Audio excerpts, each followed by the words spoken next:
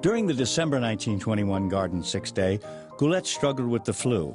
Damon Runyon, a towering literary figure of Broadway and the underworld, covered sixes for the New York American. He reported on Goulette's transformation in the frenzied 142nd and final hour. Runyon wrote, "Tier on tier, the yell-tossed crates of humanity hung over the rim of the Pine Saucer in Madison Square Garden. Their shrieks seeming to blow the riders onward like a gale. Voices and emotions pitched to the cry, 'Long live the King!' Then out of the tobacco fog came old Al Goulette, the king that was to die. Out of the mist of defeat he came, 9 feet high to the strained imaginations of the other riders, and growing taller every minute. On he came, the man-o'-war of the wooden loop."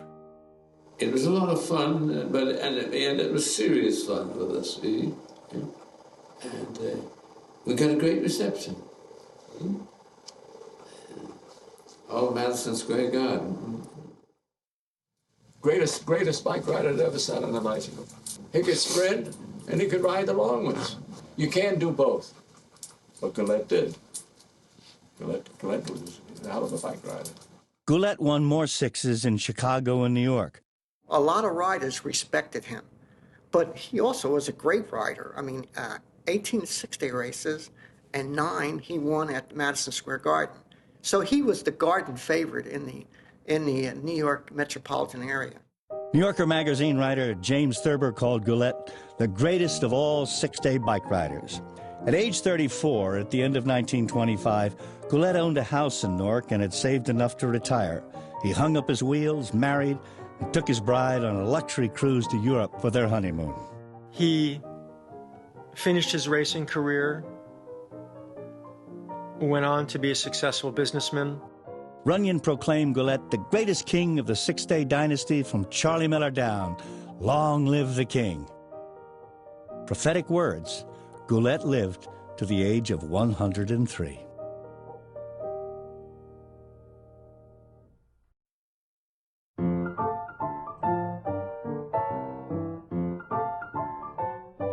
Pedaling up to 150 revolutions per minute for 12 hours a day burns up more than 10,000 calories.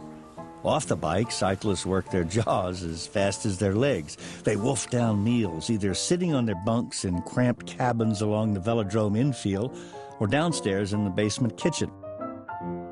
The food was great.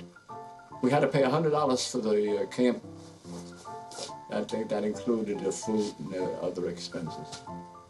They give you shirts, they give you tires, but the food was great. Meat in those days was different than it is today. Believe me, it wasn't doctored up. You got a piece of roast beef or you got lamb chops.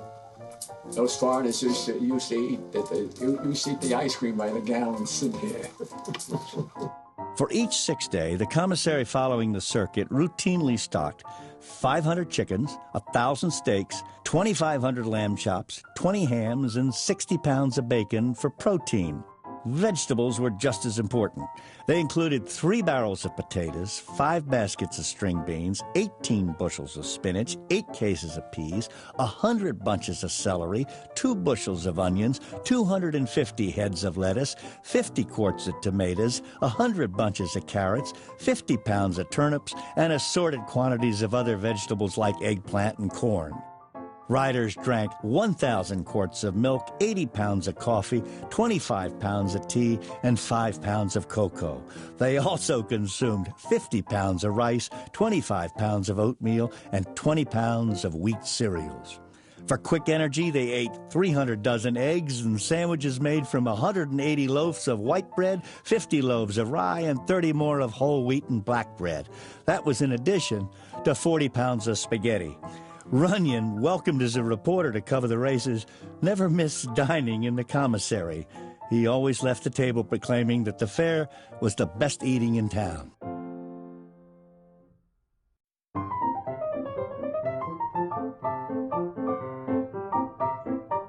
Walthour Junior worshipped his dad and won the 1921 National Amateur Championship at 19.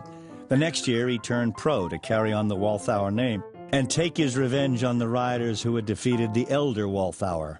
Bobby Walthour II was was a fellow who was a very durable all-round rider. He didn't quite have a sharp jump, but he had quick recovery, and that's where he became a really good six-day racer. He won 5 six-day races in Chicago, and he won more six-day races in Madison Square Garden and other cities.